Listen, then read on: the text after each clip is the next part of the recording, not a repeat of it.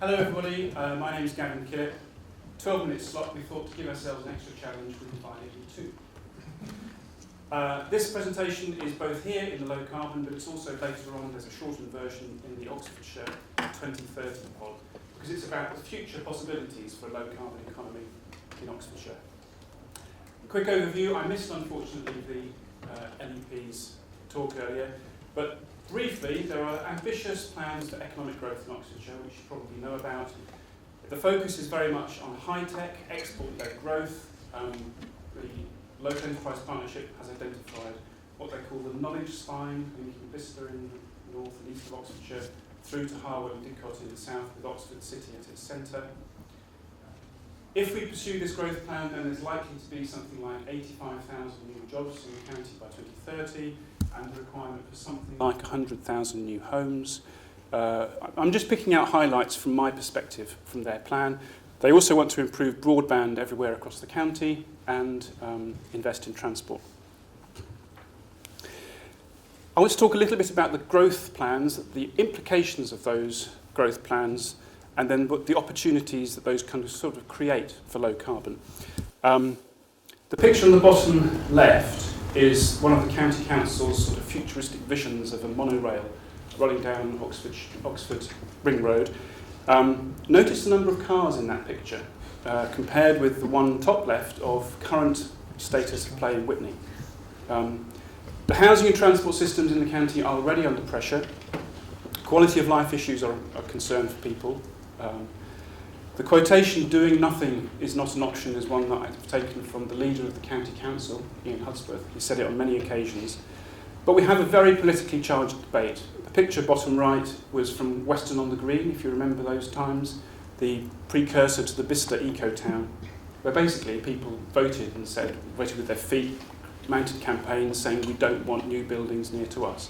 So how many of these homes we're going to build, how many of these business parks we're going to build, where we're going to put them, and the implications for the local population are part of this debate. We were commissioned by the Local Enterprise Partnership, using some money from the County Council and Santander Bank, to write a report about the potential possibility of a low carbon economy for Oxfordshire, looking to the same sort of time horizon, 2030. I've got a couple of copies if people are really interested in a 100-page report. If you want to download it, talk to me, I'll give you the link.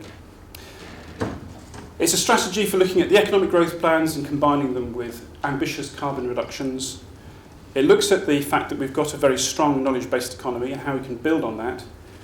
A key conclusion is that there's lots and lots of coordination that's needed and lots of learning that's needed. And doing some very broad brush sums based on economic modelling, roughly £300 million a year investment could give us something like 1.3, 1.4 billion return from investing in a low carbon future. In addition to the 85,000 new jobs that the LEP talked about, we reckon there might be 11,000 extra working in low carbon. But I think this is important. Not all the business opportunities for low carbon are high-tech businesses. There are some, new photovoltaic technology, for example, but there's lots of others, from retrofitting houses to providing travel plans for businesses to a whole host of activity. So high-tech, medium-tech, low-tech. All right, how would we do it? The concept we've borrowed is the living lab concept. Now, the key here is that we're not just talking about clusters of companies that work in the same sort of technology sector, but really trying to take both technologies and also business services out into the real world to test them. That kind of learning at a real place-based scale. You can combine new technology, new services, new business models.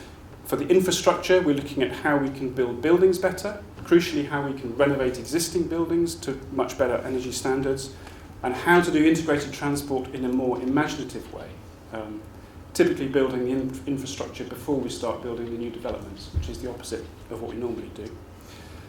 This will cost money, clearly, but by broadening the scope to include all of these things, we also broaden the possible funding sources. So public sector money, private sector money, and putting the second D on the end of R&D, not just research and development, but also deployment. Really crucially important. There's one example sort of at a reasonable scale locally, which is Bicester. They have plans for 10,000 new homes. They're looking at various ways of improving both the quality of the new buildings they're building, but also the existing buildings. That one top right is an existing building that's been retrofitted. The picture in the bottom middle is using thermal imaging to identify energy loss, heat loss from buildings, which is an interesting application of technology. And I want to finish with this, which is a summary of the university's current activity. We call it Agile Ox. And it's coordinating the opportunities between research on the one hand and business on the other. The picture there is of a clever use of smartphone technology to provide super cheap, portable, reusable environmental sensing. So this is giving you energy metering for less than £30, and you can reuse it. It can be moved around much cheaper than most alternatives. I'm not going to read them out. You can read them for yourselves. Those are broadly the sort of environmental issues that are researched within the university. If you're interested, get in touch. We'd love to hear from you. Thank you.